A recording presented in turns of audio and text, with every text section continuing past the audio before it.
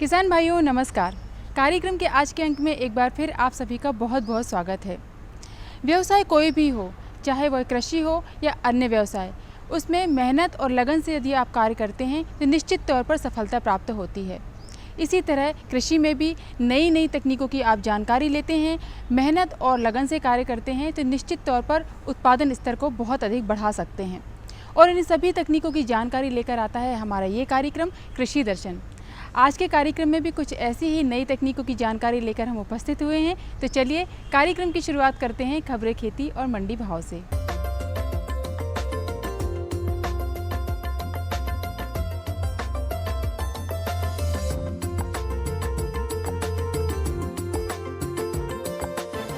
नमस्कार किसान भाइयों, खबरें खेती की में आपका स्वागत है। आइए सबसे पहले देखते हैं कृषि के मुख्य समाचार। जल्द आएगी नई कृषि बीमा योजना। 78 लाख हेक्टेयर में खरीफ बुआई। जैव उर्वरकों के प्रयोग में सावधानियां। उन्नत तरीके से बोएं उड़द और दुधारू पशुओं को गलघोंटू से बचाएं। केंद्र सरकार किसानों के लिए नई कृषि बीमा योजना पर काम कर रही है, जिसमें किसान द्वारा लिए गए कर्ज समेत खेत में लगाए गए सभी प्रकार के कच्चे माल की लागत को कवर किया जाएगा।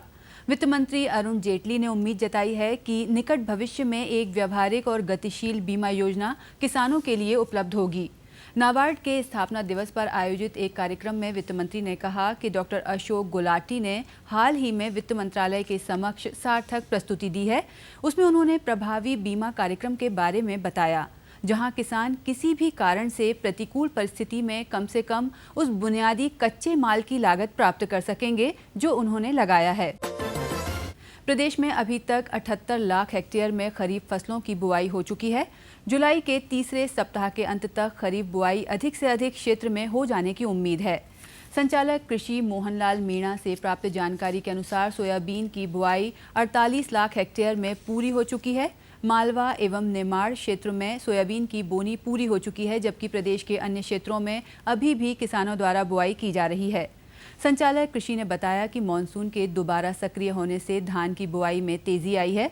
अभी तक धान की बोनी 5 लाख हेक्टेयर में हुई है। इस वर्ष धान बोनी का लक्ष्य 21.60 लाख हेक्टेयर रखा गया है।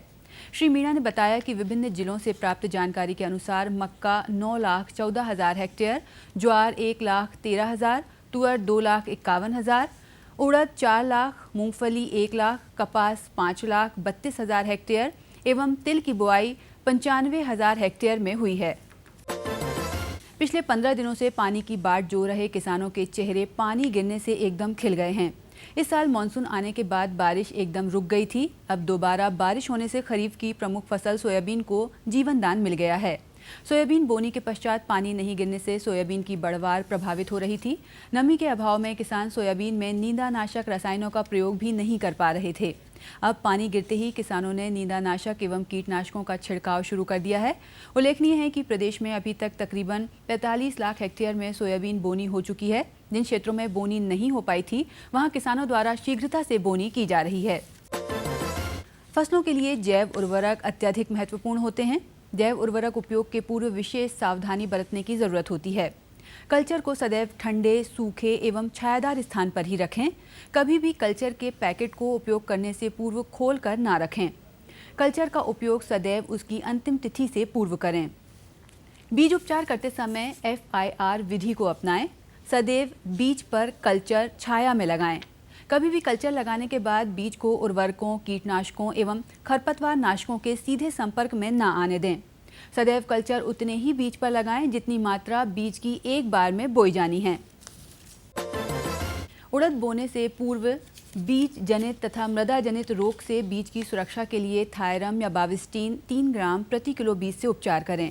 रासायनिक दवा से उपचारित करने के पश्चात राइजोवियम कल्चर 3 ग्राम प्रति किलो बीज की दर से तथा 5 ग्राम PSB कल्चर प्रति किलो बीज की दर से अवश्य उपचार करें। उड़द बीज की मात्रा 15 से 20 किलो प्रति हेक्टेयर, 6 से 8 किलो प्रति एकड़ के हिसाब से उपयोग करना चाहिए। गलघोंटू दुधारू पशुओं की एक जानलेवा संक्रामक बीमारी है जो प्रायः वर्षा काल में फैलती है। ये संक्रामक रोग जीवाणु के द्वारा होता है। दूषित पानी व चारे के द्वारा ये रोग फैलता है। बीमार पशु के स्वस्थ पशु के निकट संपर्क में आने से तेजी से ये रोग फैलता है। इस रोग में अचानक तेज बुखार आता है, आंखें लाल होती हैं और पशु कांपने लगता है। पशु खाना पीना व जुगाली करना बंद कर देता है। दुधारू पशुओं में अचानक दूध उत्पादन घट जाता है। पशु के जबड़ों और गले के नीचे सूजन आ जाती है। तो किसान भाइयों, खबरें खेती की में फिलहाल इतना ही। चलते चलते आप देखिए मंडी भाव और मुझे दीजिए आज्ञा। नमस्कार।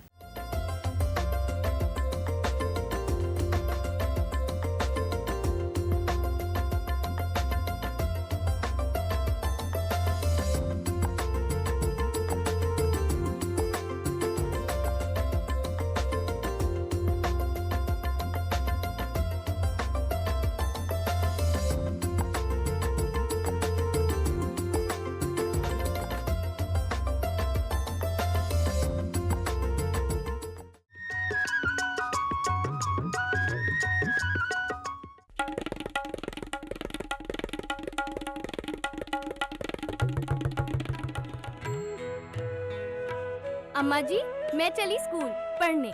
स्कूल? पर शादी के वक्त तो तूने कहा था कि तू पढ़ी लिखी है। अरे अम्मा जी, फार्म स्कूल जा रही हूँ खेती की नई नई बातें सीखने। आप भी चलो ना। फार्म स्कूल, जहां खेतों में पैदावार बढ़ाने की हर बात किसानों को सिखाई जाती है, जैसे मिट्टी के हिसाब से सही खाद, बढ़िया बीज और जरूरत के मुताबिक कीटनाशक, ताकि कम लागत में अधिक मुनाफा। अपनी कहानी छोड़ जा, कुछ तो निशानी छोड़ जा, कौन तू फिर आए ना। माँ देखो, बापू हमारे लिए शहर से छतरी लाए हैं, कितनी अच्छी है। हाँ लाडो, अब तू बरसात से बची रहेगी।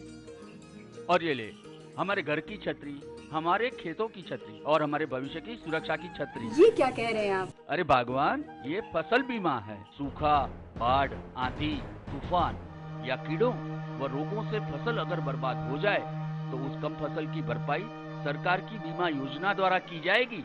बीमा में खर्च कितना आया? बहुत कम। प्रीमियम चुकाने में सरकार से मदद भी मिली। भारत सरकार की फसल बीमा योजनाओं के तहत अधिसूचित खाद्य फसलों जैसे चावल, गेहूं, तिलहन, वार्षिक बागवानी फसल व व्यावसायिक फसलों जैसे गन्ना, कपास आदि और नारियल का फसल बीमा किया जाता है। प्रीमियम चुकाने में सरकार द्वारा वित्तीय सहायता भी दी जाती है। फसल बीमा योजना के लिए संपर्क करें अपने जिला कृषि अधिकारी, कृषि सहकारी समिति या निकटतम बैंक शाखा से। अधिक जानकारी के लिए कॉल करें किसान कॉल सेंटर के राष्ट्रीय हेल्पलाइन नंबर 1800-180-1551 पर। अरे वाह, क्या छतरी है। फसल बीमा योजना का लाभ उठाएं, भविष्य सुरक्षित करें।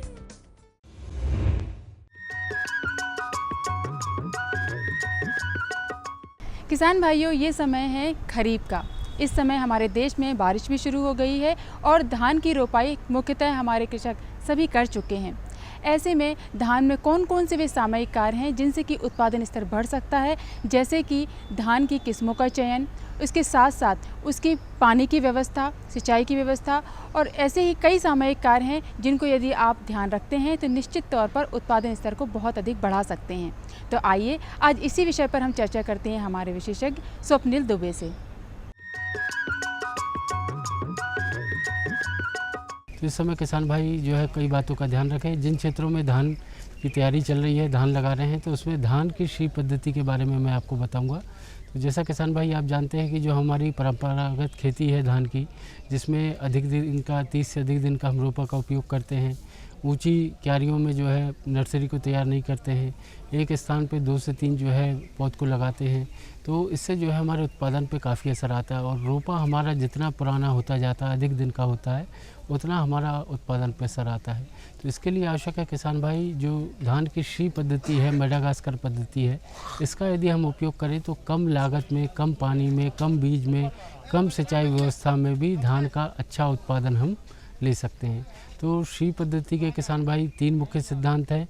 इसमें पहला आता है कम दिन का हमको रोपा तैयार करना है। तो हमारे किसान भाई जो रोपा डालते हैं तो वो जो है कम से कम 4 से 5 दिन के अंतराल पे जो है एक बार में हम रोपा न डालें। और यदि हम अधिक धान लगा रहे हैं तो हमारा रोपा जो है हम 2 से 3 बार में डालें।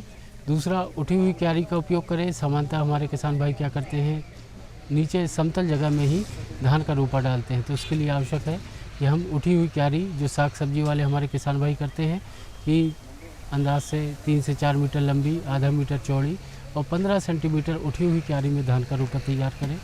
और इसके बाद खेत की मचाई। तो खेत की मचाई जब हमारे किसान भाई करते हैं तो उस समय खेत की मचाई के बाद संपूर्ण मात्रा में खाद का प्रयोग करें, नाइट्रोजन, स्फूर और पोटाश का। और साथ में ही जो सी पद्धति है, इसमें कतार से कतार और पौध से पौध की दूरी जो है निश्चित रखी जाती है। 25 बाय 25 सेंटीमीटर कतार से कतार और पौध से पौध की दूरी, जिसे हम 10 बाय 10 इंच कहते हैं। तो ये बहुत आवश्यक है। यदि हम नियंत्रित धान लगाएंगे और कतार और पौध में लगाएंगे तो ये हमारी सी पद्धति जो है अच्छा उत्पादन हमको देगी। तो कतार से कतार और पौध से पौध की दूरी हम निश्चित करें और 25 बाय 25 सेंटीमीटर में धान का रोपा लगाएं। एक स्थान पे एक रोपा लगाएं और रोपा लगाने के 8 से 10 दिन बाद हम जो है कोनो वीडर एक आता है, जैसे हम सोयाबीन में कुल्पा या डोरा निकालते थे, उसी तरह धान में कोनो वीडर उपकरण आता है। तो उससे हम जो है निदाई गुड़ाई करते हैं। तो हमारे जो कल्ले हैं धान में वो हमारे ज़्यादा निकलते हैं। सामान्यतः 8, 10, 12 तक कल्ले आते हैं। यदि कोनो वीडर 2 से 3 बार हम चला लें तो एक तो वो कचरा नियंत्रित हो जाता है, दूसरा जड़ की वृद्धि होती है और कल्लों की संख्या हमारी बढ़ जाती है। 40-50 तक हमारे कल्ले आ जाते हैं। तो ये सी पद्धति में 3 बातों का बहुत ध्यान रखा जाता है। कम दिन का रोपा, एक स्थान पे एक रोपा, कतार से कतार की दूरी। तो सी पद्धति के कई फ़ायदे हैं और इससे हमारा उत्पादन भी बढ़ता है। और जो हमारी कीट व्याधि की समस्या आती है तो उसका हम विशेष ध्यान रखें।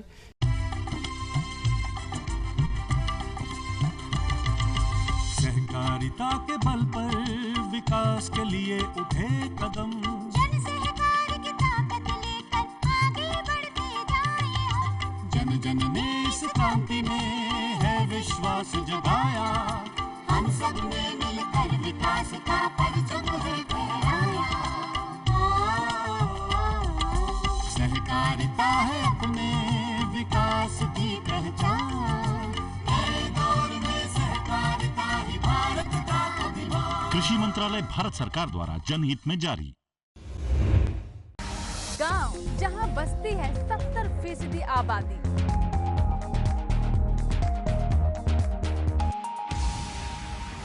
जो मिटाती है देश की भूख। अन्नदाता है किसान।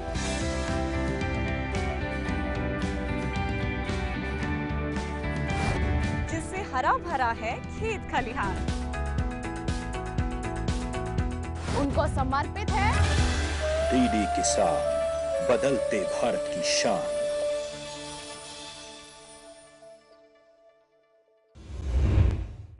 हर गांव पर नजर, हर तकनीक पर पकड़। खबर मौसम की हो या हो हाट बाजार, हम आपको दिखाएंगे खेती किसानी से जुड़ी सभी अहम खबरें। देखते रहिए किसान समाचार, रोजाना शाम 7 बजे। डीडी किसान, बदलते भारत की शान।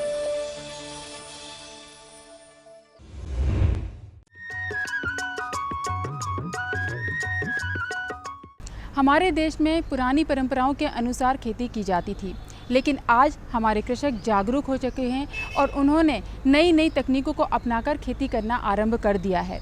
ऐसे ही बहुत से कृषक हैं हमारे देश में जिन्होंने अपनी खेती को एक नई दिशा दी, उत्पादन स्तर को बढ़ाया और वो भी नई नई तकनीकों की जानकारी लेकर। तो आइए ऐसे ही कृषकों से मिलते हैं और सुनते हैं उनकी सफलता की कहानी।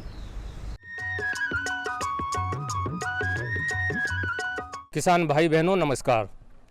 किसान भाइयों बहनों, गांव के विकास का अर्थ है गांव को आत्मनिर्भर बनाना और गांव के विकास की दूरी है किसान।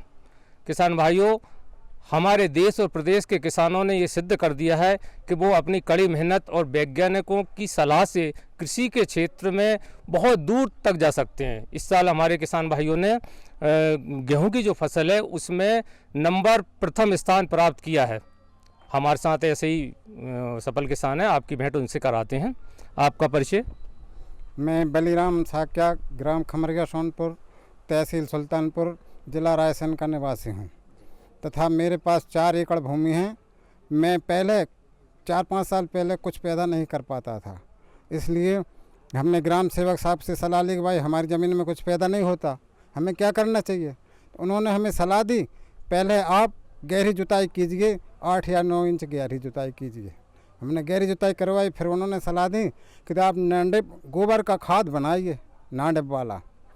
तो हमने कैसे कैसे बनाया उसको, उन्होंने हमें उसका तरीका बताया कि 10 फीट लंबा और 5 फीट चौड़ा और 4 फीट गहरा कीजिए, ज़मीन के ऊपर बनाइए, उसमें 4 इंच गोबर की परत लगाइए, फिर कूड़ा कचरा डालिए 6-7 इंच, फिर उसमें मट्टी डालिए एक परत, फिर गोबर डालिए। इस प्रकार धीरे धीरे फुल भरा जाए उसको बंद कर दीजिए, उसमें छेद कीजिए और पानी डालते रहिए। 4 महीने के बाद वो पककर तैयार हो जाता है। इसके बाद हमने उसको निकाल करके और रखा और बारिश के पहले उसको खेत में बिछाया। खेत में बिछाने के बाद फिर हमने उसमें सोयाबीन की फसल लगाई, करीबन 12-13 इंच के दूरी से उन्होंने बताया कि सोयाबीन लगाओ। हमने इस तरीके से सोयाबीन लगाया, उस साल हमें अच्छी पैदावार मिली। कम से कम हमारे उस साल हमें 4 एकड़ ज़मीन में 32 कुंटल सोयाबीन निकला। तो हमारी आशाएं और उम्मीद बहुत बढ़ गई। फिर हमने पिसी के और चनों के बारे में जानकारी ली। उन्होंने बताया कि इस पहले अच्छी जुताई करो, जुताई करने के बाद अपना गोबर खाद जो रखा हुआ है नाडेप वाला, उसके लिए बिछाओ, छिड़को। उसे छिड़कने के बाद फिर हमने सुपर खाद 5-4 एकड़ में 10 बोरी छिड़काया। छिड़का के बाद बखर की जुताई की 2 बार, फिर 2 एकड़ में चना बोए। चना हमें 2 एकड़ में 1 कुंटल बोया था, 21 पसेरी, जिसमें हमें पैदावार 21। इसी प्रकार हमें 2 साल तो सोयाबीन की फसल फिर नहीं मिल पाई क्योंकि बारिश नहीं हुई। हाँ, और चना पिसी की फसल हम अच्छी लेते रहे। इस साल फिर हमने सोयाबीन लगाया है, सोयाबीन 2 एकड़ में लगाया, अच्छी फसल है। 1 एकड़ में मूंग लगाई है, वो भी अच्छी फसल है। हम समय समय पर ग्राम सेवक साहब और कृषि विभाग केंद्र जाते हैं, उनसे सही जानकारी लेते हैं, उनके माध्यम से उनके अनुसार अपने किसानी करते हैं, हमें अच्छा लाभ मिल रहा है। हमारी आत्मा संतोष। तो इन्होंने जैविक खेती के माध्यम से 4 एकड़ ज़मीन में, आप खुद सुन रहे हैं ना, अपार सफलता प्राप्त की है। एक और नौजवान किसान, उनसे मिलते हैं, आपका परिचय दें। मैं कमलेश कुमार कटारे, सुल्तानपुर से, इंदिरा कॉलोनी से और तहसील गौरगंज, जिला रायसेन जी। और मैं सुल्तानपुर में ही खेती करता हूँ। 2.5 एकड़ ज़मीन मेरे पास है। इसमें मैं सोयाबीन की खेती करता हूँ। तो 2 एकड़ से सर सोयाबीन हो ही नहीं रही है बारिश के चक्कर में, इसलिए मैं गेहूँ की खेती करता हूँ। तो गेहूं की खेती करी थी मैंने 2.5 एकड़ में, मैंने 32 कुंटल 50-50 पीसी बोई थी, जिसमें मेरे 32 कुंटल निकली तोल के। और उसके बाद में सर खेतों की करवा लेते हूँ सफाई, और गहरी जुताई भी होती है। और किसान मित्र भी हूँ मैं, और ग्राम सेवक सबसे जो भी मुझे सलाह मिलती है वो मैं किसानों तक भी पहुँचाता हूँ। और समय समय पर मुझे जो मिलता है काम, वो मैं खेती भी करता हूँ सर। एक कृषि विज्ञान केंद्र नक्तरा रायसेन में, वहाँ आप जाते हैं, क्या जानकारी मिलती है आपको? यही जानकारी मिलती है, सब डॉक्टर साहब हैं, ये मुझे जानकारी दे देते हैं, कहा ये बताना किसान लोगों के लिए, तो मुझे मिलती है, मैं उन तक पहुँचाता हूँ सर, बराबर जानकारी मिलती है। आपके परिवार का पालन पोषण होता है 4 एकड़ जमीन? जी होता है सर, बराबर होता है। अभी क्या फसल आपने बोई है? अभी से सोयाबीन बोई सर। हमारे साथ एक अनुभवी किसान है जो बहुत बढ़िया खेती करते हैं, एक सब्जी उत्पादक किसान है। उन्हीं के जवानी जानते हैं वो कैसे खेती बाड़ी करते हैं और कितना इनको फायदा होता है। आपका परिचय दें। मेरा नाम मोहन बाबू, समनापुर निवासी, काछी समनापुर का, बाड़ी ब्लॉक का रहने वाला हूँ, जिला रायसेन, तहसील बरेली है। आप हमें बताएं कि आपके पास कितनी ज़मीन है, उसमें आप कौन कौन सी फसल लेते हैं? धान लेते हैं साहब, और धान के बाद में पिसी और टमाटर मिर्ची की खेती करते हैं। अच्छा जी। तो टमाटर और मिर्ची की अब क्या स्थिति है, कब लगाते हैं आप? जे लगाते हैं अगहन पूस में, अगहन में लगाते हैं करीब। तो धान लेके बाप पिसी नहीं होती, पिसी नहीं लगाती। तो बस टमाटर चलता है जेठ के महीना भर तक। अच्छा। मिर्ची भी चलती है, आषाढ़ सावन तक चलती है। अच्छा जी। तो आप जहाँ से कितनी आमदनी प्राप्त कर लेते हैं, टमाटर और मिर्ची की बताएं पहले। आमदनी का साहब अच्छी लागत, सब लागत निकाल के भी लाख रुपया एकड़ बच जाता है टमाटर की मिर्ची खेती में। अच्छा जी। और धान कितनी पैदा करते हैं? धान 20 से लगा के 25 कुंटल एक एकड़ में। अच्छा। और पिछली बार लगाते हैं तो ज़्यादा से ज़्यादा 18 से लेके 10-12 तक निकलती है, 10-12 कुंटल एकड़ पिटती। अच्छा जी। तो कुल मिला के आप एक साल में कितनी आमदनी हो जाती होगी? आमदनी यदि जब सब्जी लगा ज़्यादा होती वो पिसी बोए तो 10-12 कुंटल निकलती एक एकड़ में। सब्जी की बता है ना, सब्जी कम से कम एक एकड़ में 1 लाख रुपया की। 6-7 एकड़ है साहब। अच्छा, अगर पूरी करो तो 7 लाख की फसल एक साल मजा है। आप कौन सी मंडी में कहाँ बेचने जाते हैं सब्जी? विदिशा है और ग्वालियर है, भोपाल भी आती है हमारे यहाँ की सब्जी। अच्छा। रायसेन मंडी और जबलपुर जाती साहब। तो सब्जी में कौन कौन सी सावधानी बरतना चाहिए आप अच्छी पैदावार के लिए, हमारे किसान भाइयों को बताएं। सावधानी कीटनाशक और इल्ली को बचाव कराओ। अच्छा। सबसे बड़ी सावधानी यही है। तो एक ऐसे किसान है जो 7 एकड़ ज़मीन में लगभग एक साल में 7 लाख का फ़ायदा उठाते हैं सब्जी और धान पैदा करके। किसान भाइयों, प्राचीन काल से ही महिलाएं की भागीदारी कृषि में आधे से अधिक है। हमारे साथ एक सफल महिला किसान है, उनसे मिलते हैं। आपका नाम बताएं, गांव का नाम बताएं, कहां से आए हैं ये बताएं। नाम सुशीला भाई। आपके पास कितनी ज़मीन है और उसमें कौन कौन सी फसल लेती हैं आप? जमीन 7 एकड़ है और धान भी, अब धान लगा है और अब टमाटर थे, गिलकी थी, लौकी थी और मतलब गेहूँ थे और अब धान लगा सब में। हमने देखा है कि भाई बहनें खेती बाड़ी में पूरा काम करती हैं और सब्जी की अगर बात हो तो सुबह से शाम तक बेचारी वही लगी रहती हैं। तो कैसे क्या तैयारी करती हैं खेत की, बताएं किसान भाइयों को। मतलब आगे ट्रैक्टर चलता है 2-4 बार, फिर वो खेत अच्छो बना के फिर हम घाड़ निकालते हैं, घाड़ निकाल के फिर टमाटर लगाए जाते हैं। घाड़ कैसे निकालती हैं आप? मतलब घाड़ बे बने रहते हैं उनसे निकाली जाती है, तो ट्रैक्टर से फिर निकाल के फिर इनमें पानी लगाते हैं, आंग खाद डाल देते हैं। खाद काय को डाल तो? खाद DAP यूरिया सुपर और मतलब हाँ वो बाद में डाला था उसके बाद में। अपना जो गोबर को खाद, गोबर को भी डाला था। कैसे डालो, कब डालना चाहिए? गोबर को खाद तो अब ही डाला था, मतलब जो जेठ में जो मतलब खेत पच जाते वो खाद वो फिर डाला था।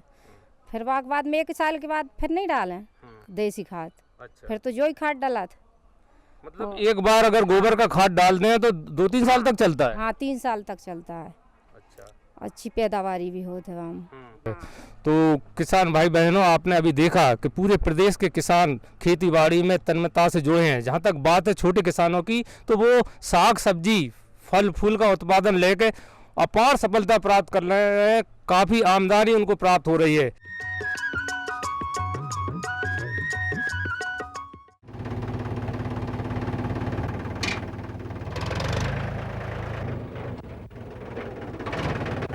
अरे हरकू वाह, बीज कीटनाशक और आज खाद भी। अरे इतना खर्चा कहाँ से? अरे खर्च की चिंता किसे है, मेरे पास है ये किसान क्रेडिट कार्ड। कार्ड? अरे बैंकों द्वारा जारी इस कार्ड से किसान उसकी सीमा तक की रकम कभी भी बैंक से निकलवा सकता है और खेती बाड़ी की सामग्री कभी भी खरीद सकता है। तो हरकू भैया एक कार्ड मेरे लिए भी। किसान क्रेडिट कार्ड के लिए नजदीकी बैंक से संपर्क करें और पाएं ढेर सारे लाभ। खुशबू की फुहार में, स्वाद की बहार में, तरक्की की तानों में, खिलती मुस्कानों में, हरे भरे पौधों में, बड़े बड़े सौदों में, मधुर भिनभिनाहट में, खुशियों की आहट में। NHM बागवानी मिशन, हमारी चाहत, आपकी मुस्कुराहट।